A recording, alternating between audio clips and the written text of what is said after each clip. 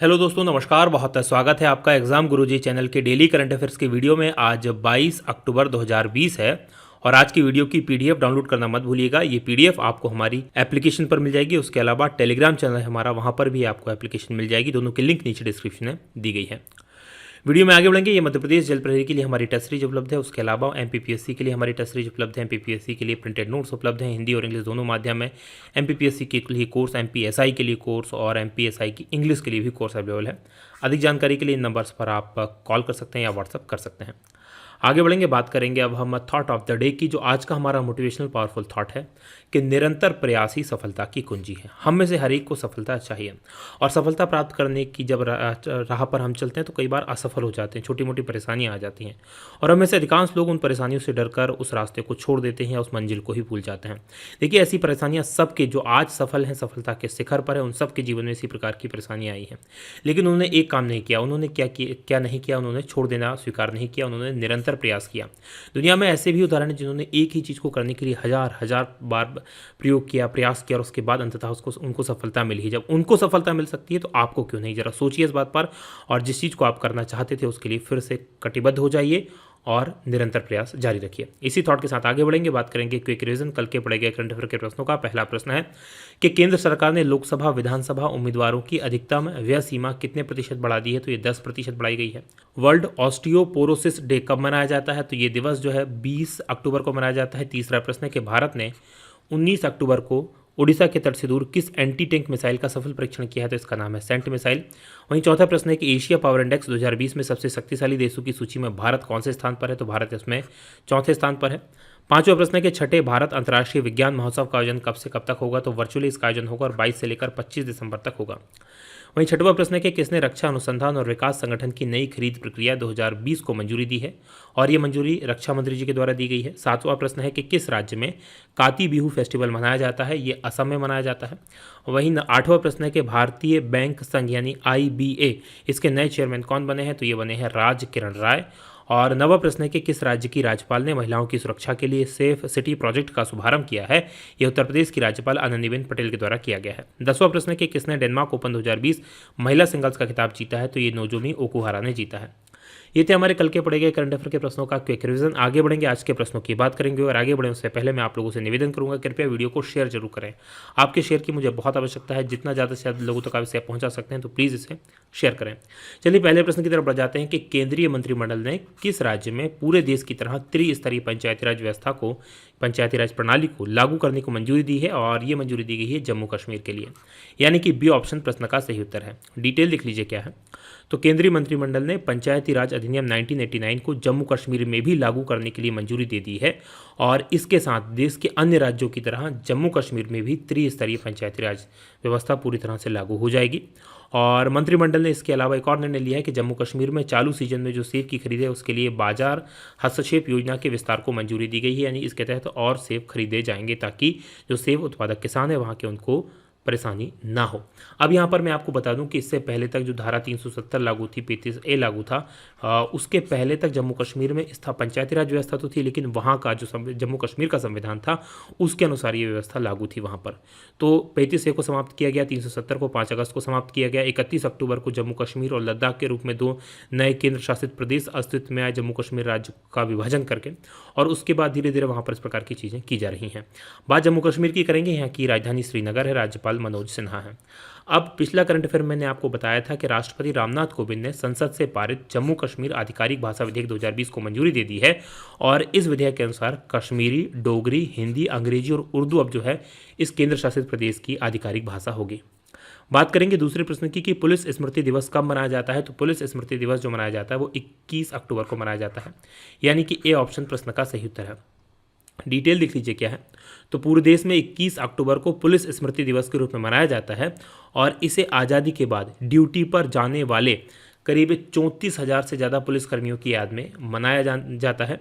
और ये दिवस इसलिए भी मनाया जाता है क्योंकि 21 अक्टूबर 1959 को लद्दाख के अंदर एक जगह का नाम है हॉट स्प्रिंग, यहाँ पर देश की सुरक्षा में तैनात CRPF की एक छोटा गश्ती दल था, उस पर चाइना की सेना के द्वारा भारी संख्या में घात लगाकर हमला किया गया था और इस लड़ाई में करीब 10 CRPF के जवान थे वो शहीद हो गए थे।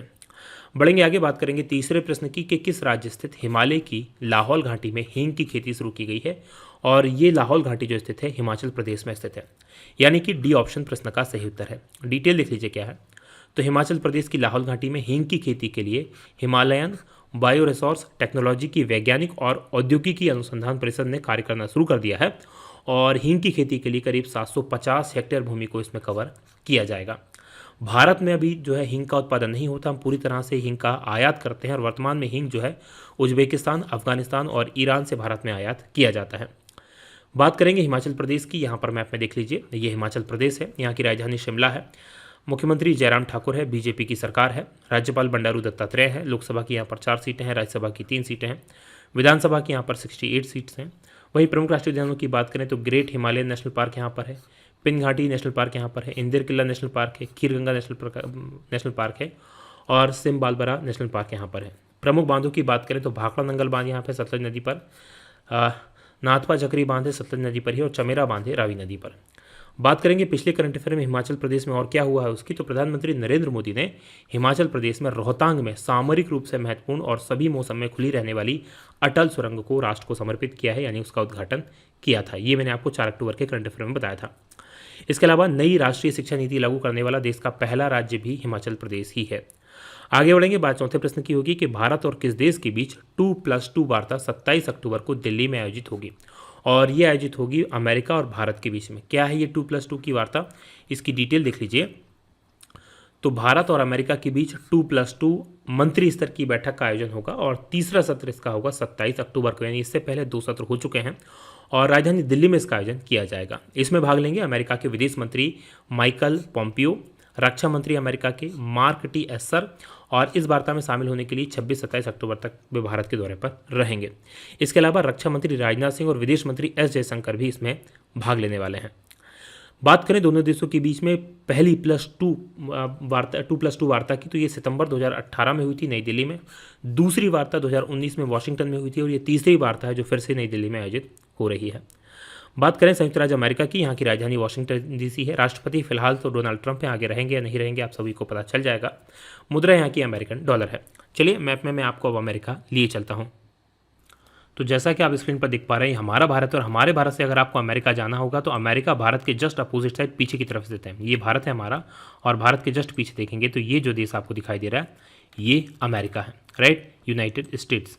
अमेरिका में 50 राज्य हैं, और इसकी राजधानी वाशिंगटन डीसी है। ऊपर इसकी सीमा कनाडा के साथ में, और नीचे इसकी सीमा मैक्सिको के साथ में लगती है। इधर देखेंगे तो इसका एक राज्य अलास्का है, जो कि इस तरफ रूस के पास में पड़ता है। बेरिंग जल संधि इसको अलग करती है रूस से, ये आपको याद रखना। पहले रूस की था, रूस ने बहुत कम राशि में इसको जो है अमेरिका को बेच दिया था। आगे बढ़ेंगे, बात करेंगे अगले प्रश्न की। अगला प्रश्न आपके सामने 5वां है कि Bharat OECD international migration outlook report में किस स्थान पर है। तो भारत इस रिपोर्ट में दूसरे स्थान पर है। क्या है ये रिपोर्ट और क्या कहती है इसको जान लीजिए। तो इसकी डिटेल देखेंगे।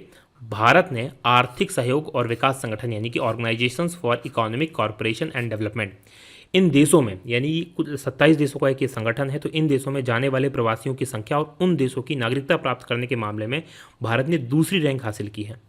इस सूची में चाइना नंबर 1 पर है, 4.3 लाख प्रवासियों के साथ शीर्ष स्थान पर है। पिछली बार भी था, इस बार भी है। भारत ने 3.3 लाख प्रवासी गए हैं, और पिछले संस्करण की तुलना में भारत ने 10% अधिक प्रवासी इन देशों की यात्रा पर गए हैं, इन देशों में गए हैं और वहाँ पर नागरिकता हासिल की है। बात पिछले करंट अफेयर की करें अलग अलग सूचकांक में भारत के स्थान की, तो भारत जो है वैश्विक भुखमरी सूचकांक में 107 देशों की सूची में 94वें नंबर पर है। ऑक्सफैम इंटरनेशनल द्वारा जारी की गई CRI इंडेक्स में 129वें स्थान पर है। Global economy index freedom index में 105वें स्थान पर है। Digital quality of life index में भारत 57वें स्थान पर है। विश्व जोखिम सूचकांक, इसमें भारत 181 देशों में से 89वें स्थान पर है। और विश्व बैंक के मानव पूंजी सूचकांक में 116वें स्थान पर है। वैश्विक नवाचार सूचकांक में भारत 48वें स्थान पर है, और पहली बार इसमें भारत शीर्ष 50 में आया है। बात करेंगे 6वें प्रश्न की कि भारत को पहले high quality khadi fabric footwear का शुभारंभ किसके द्वारा किया गया। तो ये शुभारंभ किया गया नितिन गडकरी जी के द्वारा, जो कि सूक्ष्म लघु उद्योग मंत्री हैं। सी ऑप्शन प्रश्न का सही उत्तर है। डिटेल लिख लीजिए क्या है।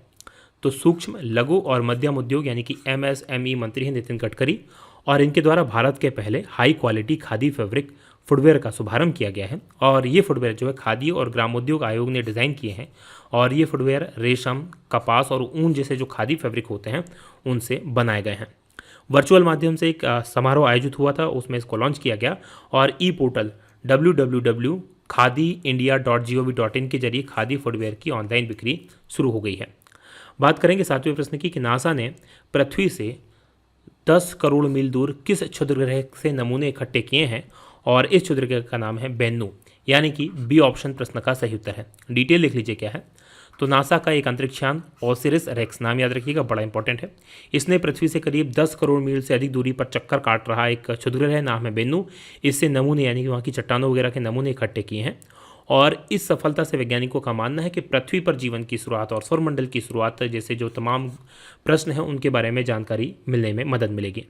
ओसिरिस रेक्स इसको 2016 में अंतरिक्ष में भेजा गया था और एक बड़े बेन के आकार का है। वेन्यू तक पहुंचने में इसको 2 साल लगे थे। 2 साल से वेन्यू की परिक्रमा कर रहा था और फाइनली वहां पर पहुंचा।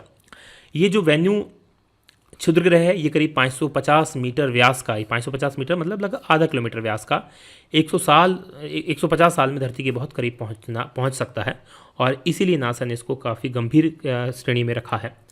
आगे बढ़ेंगे, बात 8वें प्रश्न की होगी कि नासा ने चंद्रमा पर 4G LTE मोबाइल नेटवर्क स्थापित करने के लिए किस मोबाइल कंपनी का चयन किया है, यानी 4G नेटवर्क वहां पर बनाएगी ये मोबाइल कंपनी और ये किया गया है नोकिया का, यानी कि ए ऑप्शन प्रश्न का सही उत्तर है। डिटेल देख लीजिए क्या है।